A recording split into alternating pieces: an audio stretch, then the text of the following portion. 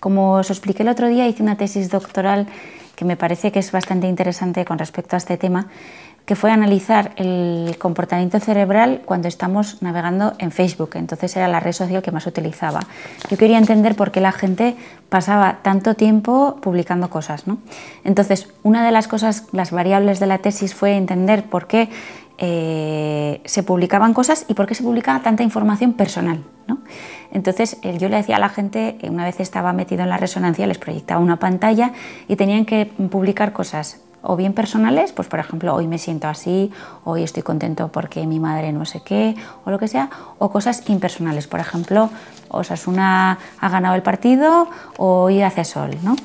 Entonces había diferencia en el funcionamiento cerebral entre las dos conductas, y lo que observé es que aquel comportamiento que activaba el área que genera más, sostiene el placer, ¿no?, en la conducta, que es el sistema mesolímbico dopaminérgico, era cuando publicábamos cosas personales, es decir, la autorrevelación de nuestra intimidad generaba muchísimo más placer que cuando hablamos de cosas impersonales. Lo que viene a ser traducido es que nos encanta hablar de nosotros mismos, nos encanta hablar de nuestra intimidad. El ser humano tiene una base un poquito narcisista, ¿no? Nos gusta compartir y contar cosas que tengan que ver sobre nuestra vida.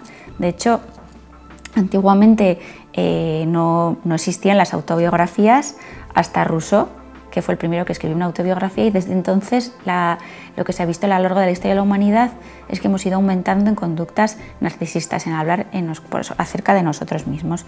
Lo que ha provocado la tecnología, lo que sostiene mucho la tecnología detrás de todo esto, es que nos permite hablar y publicar sobre nuestra vida constantemente, y cuanto más íntimo mejor, ¿no? Entonces, bueno, ¿qué ocurre? Que esto es una conducta que nos genera gratificación inmediatamente. Encima, cada vez que publicamos sobre nosotros mismos se nos da un like. Esto empieza desde chiquititos. De hecho, bueno, cuando un niño tiene, como decía en el anterior programa, tiene una rabieta, muchas veces se tira por ponerle la pantalla para tranquilizarle. Y esto comienza a ir a más ya con la adolescencia, cuando ya no solo eres sujeto pasivo que ves cosas, sino que ya tienes la oportunidad de publicar. Y eso que genera, como os decía, y se veía en mi tesis, una activación del sistema mesolímbico dopaminérgico, que es el sistema que genera dopamina en el cerebro, y la dopamina es muy adictiva. Una vez pruebas ya un nivel de dopamina de 100, no te vas a quedar contento con un nivel de dopamina de 20 la siguiente vez, vas a buscar 110 y la siguiente vez 150. Yo le digo a mis pacientes de aquí del norte que es como probar un chuletón y al día siguiente volver a la pechuga de pollo, ¿no? Que lo que te interesa es volver a tomar el chuletón, ¿no? Entonces no te vas a quedar siempre satisfecho. Entonces, ¿qué podemos observar en los jóvenes también hoy en día, ¿no? Esa gratificación que nos da el like y el publicar y el tener seguidores, que ahora hay, por ejemplo, redes sociales que se llaman Be Real, ¿no?, y que consiste en publicar, tienes que publicar tu situación actual, no puedes editar lo que estás haciendo en ese momento y que la vea un número de gente determinado, ¿no? Pues eso a los jóvenes les encanta porque es instantáneo, publicas lo más íntimo que hay, no lo puedes editar y es aquí y ahora, impulsivo, ¿no?, que es en lo que se basa la conducta adictiva. Cuanto más impulsiva es, ¿no?, también más sentido tiene, ¿no?, inmediatez. Bueno, pues entonces a donde nos lleva esto es a que las redes sociales encima están diseñadas arquitectónicamente para que no podamos pensar, para que la gratificación, para que el comportamiento impulsivo sea cada vez el que más se favorezca, y entonces más dopamina y más compartir cosas personales. ¿Qué pasa con la educación? Claro, si tú tienes unos niños que desde pequeños se les ha estimulado en la gratificación instantánea, no les has ayudado a frustrarse. Claro, el mundo es sufrimiento, o sea, en la vida hay que aprender a sufrir y a sufrir de manera sana, lo cual quiere decir que yo en la consulta les explico en la primera sesión a los pacientes, en la vida vas a sufrir, la terapia no te va a ayudar a dejar de sufrir, lo que te va a ayudar es a sufrir de manera sana. Entonces, muchas veces cuando sufrimos tomamos caminos que no son sanos, por ejemplo, pues hacernos daño. Pues yo cada vez que sufro decido tomarme 3 cervezas y así se me olvida el sufrimiento, me anestesio, ¿no? Pues no parece una manera sana de sufrir. Yo cada vez que sufro me conecto a las redes, me meto en el baño y me meto en Instagram y me tiro ahí 1 hora. tampoco parece una manera sana de sufrir, porque es lo mismo que tomarte 3 cervezas, es, en vez de afrontar las cosas, huir de ellas. Bueno, pues lo que me encuentro mucho yo en la consulta son jóvenes que no saben sufrir de manera sana. Entonces, o bien huyen por la tecnología, que es lo más común, o bien huyen a través de sustancias, ¿no? Cannabis, alcohol. También hay personas que huyen del sufrimiento haciéndose daño, pues trastornos de la conducta alimentaria, autolesionándose, etc. Entonces, si desde pequeños no les enseñamos a sufrir de manera sana, aprender a sufrir de manera sana quiere decir aprender a sufrir, caminar por el sufrimiento comprometido con unos principios y unos valores. Si no les enseñamos eso, están abocados a acabar desarrollando adicciones, dependencias de sustancias, huidas, agresividad. O sea, imaginaros lo importante que es evitar esta gratificación instantánea. ¿A dónde nos lleva? A chicos, a chavales que acaban igual con 20 y pocos años con una depresión enorme, pues porque igual en la carrera no les está yendo bien o porque tienen un problema con su primera pareja, ¿no? Estamos creando de alguna manera chavales que son muy débiles. Yo tengo muchas veces hablo, ¿no?, con compañeras, nunca han estado los jóvenes más formados en inteligencia emocional, ¿no? Se les está dando muchísima formación desde chiquititos con libros sobre las emociones, etcétera, y nunca han estado menos preparados para sufrir. O sea, entonces, esto que dan las redes, esta gratificación instantánea, trae mucha cola. Entonces, bueno, yo, por ejemplo, me estaba acordando ahora de un caso que tuve en la consulta de una persona que llegó con 14, 15 años, que me la trajo su madre, ¿no?, porque estaba aquí y no sabía qué hacer, la pobre madre, venía de una familia monoparental. Él había dejado de ir a clase porque pasaba todas las noches jugando a un videojuego en concreto, porque él tenía la idea de que iba a ser profesional de los videojuegos, que es lo que se considera gamer, ¿no?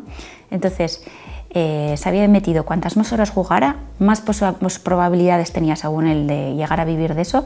En la época en la que estaba un famoso jugador de videojuegos que se llama Ibai Llanos, que mucha gente le sigue, y habían visto ese ejemplo, pues, ¿no?, de una persona que a través de los videojuegos se había hecho famosa, se había hecho millonaria, y entonces él iba a hacer lo mismo. Había dejado la educación secundaria obligatoria, pasaba las noches jugando y directamente de ahí saltaba a que iba a tener un chalet y un cochazo, ¿no? Entonces era un chaval que, diréis, pues esta persona no es muy inteligente. No, era un chaval muy inteligente que tenía un plan, pero era un plan que no estaba analizado con tiempo, no estaba revisado, estaba basado en el placer, en la gratificación instantánea y era absolutamente tomado con impulsividad, una decisión tomada de manera impulsiva. Entonces aquí se ve claramente eso, como una persona con capacidad intelectual media alta había ido torciéndose y había acabado por abandonar los estudios pues simplemente por pensar que iba a llegar a poder ser un jugador de videojuegos profesional. Detrás de todo esto también había mucha ausencia de comunicación, problemas para sufrir, pues porque había pasado muy mal y no había podido expresarlo ni hablarlo con nadie, se refugiaba a través de ahí, falta de amigos, muchas cosas, ¿no? Pero lo que se veía de primeras es que había optado por el camino fácil, rápido y que se iba a estrellar. Bueno, pues la terapia consistió en enseñarle a ver que no, que la vida requería esfuerzo, que las personas que habían llegado lejos había sido también, la mayoría de los casos, menos casos muy puntuales que les puede tocar la lotería, habían requerido hacer una carrera de esfuerzo, de estudio, de tomar una serie de toma de decisiones muy pensadas, reflexivas, que tenían que madrugar, que tenían que ir al colegio, que tal. Lo que parece algo como muy básico, se tuvo que trabajar en terapia durante un año entero y ya pues no pudo reengancharse a ese curso y al final tampoco ha podido reengancharse a una carrera profesional, ¿no?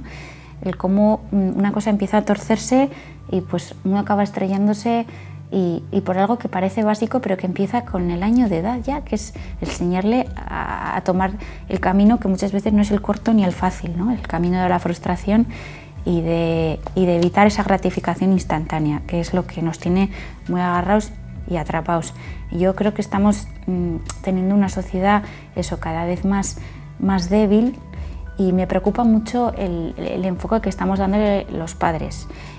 También veo creo que los psicólogos hemos hecho en este sentido mucho daño porque hemos tenido mucho miedo al tema de los límites, ¿no?